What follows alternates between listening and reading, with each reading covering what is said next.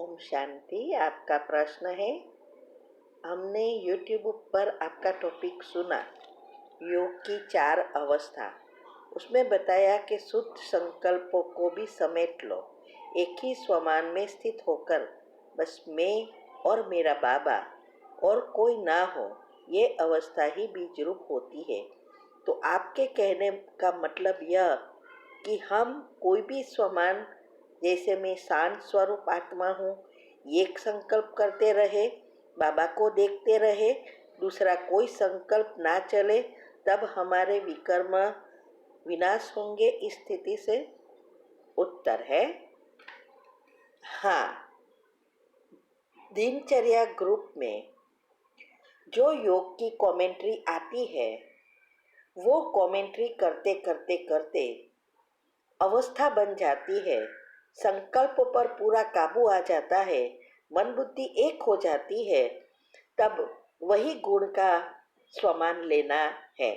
आप 1 घंटे की जो कमेंट्री आ रही है, उसमें आता है कि अभी अब आप इस स्वमान में स्थित हो सकते हैं। अगर किसी को नहीं होना है तो आगे कमेंट्री चलती है। तो उस आपने ये सुना, लेकिन ये नहीं समझा कि ये एक संकल्प में स्थित होना, यही तो सारा पुरुषार्थ है। और ये ऐसे ही नहीं रह सकेंगे, ये उसकी जब विधि अपनाएंगे तभी एक स्वमान में स्थित हो सकेंगे। बाकी मन कभी भी शांत नहीं रह सकता। तो विधि अपनाओ तो ऐसी स्थिति आएगी और आप एक संकल्प में स्थित हो जाएंगे। इसलिए बाबा भी कहते हैं कि शुद्ध संकल्पों को भी समेट लो। तो यही है समेटना, और तभी हम बाबा से जुड़ जाते हैं। ठीक है। ओम शांति। आपका प्रश्न है, आपके वीडियो सुना, आपको जो स्वमान अच्छा लगता है उसकी ही प्रैक्टिस करनी है। तो हमेशा के लिए एक ही स्वमान लेना है या रोज रोज अलग आते हैं वो लेने हैं? आप कौन सा स्वमान लेते हैं? अलग अलग लेने से स्वमान में रहना भूल जाते हैं। उत्तर है, देखो, मन को वैराइटीज चाहिए। जब तक सकारात्मकता नहीं बढ़ती, चक्र में एनर्जी घूमना शुरू नहीं होती, आत्मा में शक्ति नहीं बढ़ती, तब तक मन हमारे काबू में नहीं होता है। अगर आप एक ही संकल्प पहले से देंगे तो वो बोर हो जाएगा। फिर वो भक्ति मार्ग जैसे मारा करते रहो, मन बुद्धि घूमती रहे, ऐसी हालत होगी। इसीलिए ज़रूरत है उसको ट्रेनिंग देने की। धीरे धीरे धीरे धीरे करके वो फिर जब सकारात्मकता बढ़ जाएगी, तब आप हमेशा के लिए भी एक संकल्प में रह सकते हैं, योग भी एक संकल्प पर कर सकते हैं। लेकिन इस अवस्था प्राप्त करने के लिए लंबा पुरुषार्थ है। तो स्वमान कोई भी लो, तो जब तक सकारात्मकता नहीं बनती है, तब तक रोज वही गुण का स्वमान लेना है जो दिनचर्या ग्रुप में आती है। और हम सबको कहते हैं कि सब एक ही गुण पर करो, जिससे सबको फायदा होवे और हमें भी फायदा होवे और विश्व सेवा भी हो जाए। तो दिनचर्या ग्रुप में ये आता ही है। तो स्वमान में एक स्वमान में रहना बहुत अच्छा है, लेकिन जब हमारा मन पर काबू आ जाए तब हम रह सकेंगे, और वो तब ही पॉसिबल है। आप विधि फॉलो करेंगे तभी सिद्धि प्राप्त होगी। ओम शांति। आपका प्रश्न है, क्या देहभान में हमेशा विकर्म ही होता है? दुनिया में तो लोग इतने अच्छे काम भी करते हैं जबकि वो देहभान में ही रहते हैं। उत्तर है, देखो, ऐसा नहीं है कि देहभान में आने से सब विकर्म ही होता है, लेकिन ये हमारे विचारों के ऊपर आधारित है। दुनिया में भी जो अच्छे कर्म करते हैं और इसीलिए हमें सुख और दुख दोनों मिलता है। तो सुख मिलने का कारण यही है कि अच्छे विचार से अच्छे कर्म किए हैं और तभी ये दुनिया चलती है। तो जैसी हमारी आत्मा की अवस्था होती है, हमारी कौन सी नाड़ी चलती है, उस अनुसार हमारे कर्म होते रहते हैं। लेकिन जब हम बाबा के बच्चे बनते हैं, तब बाबा हमें कहना ये चाहते हैं कि देहभान में अगर आएंगे तो विकर्म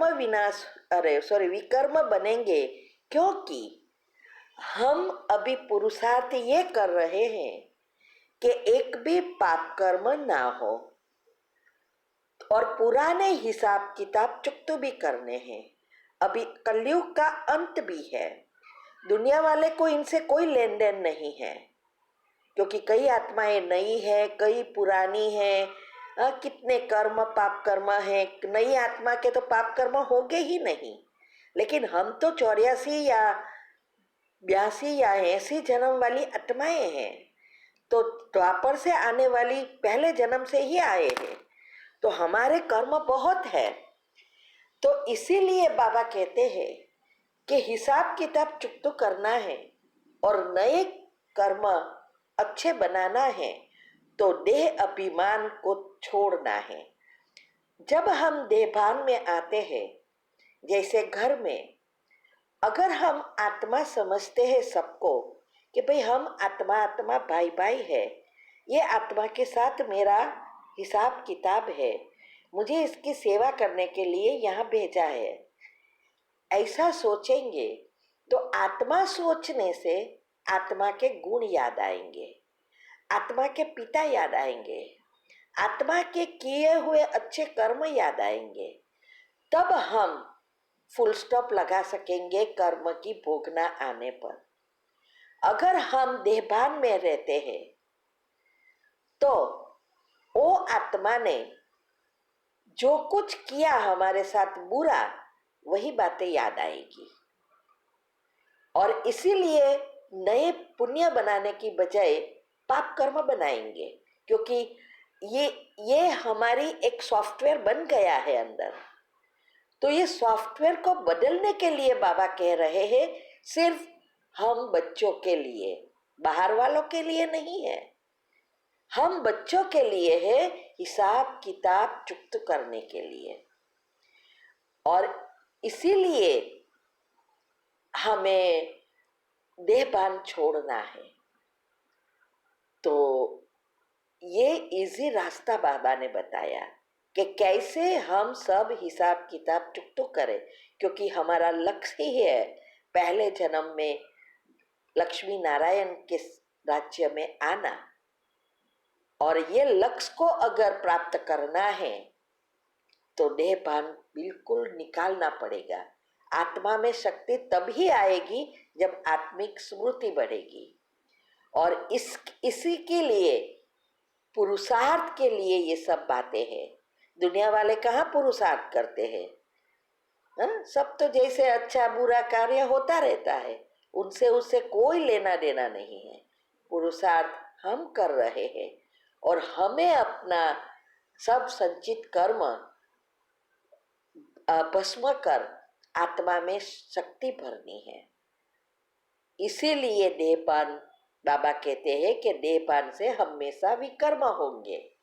इसीलिए आत्मिक स्मृति में स्थित होना सीखो, आत्मा के गुणों का रटन करो, सबको आत्मा देखो।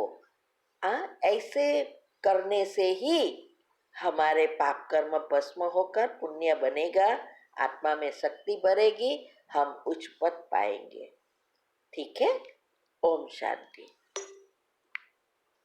आपका प्रश्न है, 31 तारीख की मुरली में कहा कि अगर अब तक भी किसी को देखने से विकारी ख्यालात आते हैं क्रिमिनल क्रिमिनल आई होती है तो समझो पूरे 84 जन्म लेने वाली आत्मा नहीं है।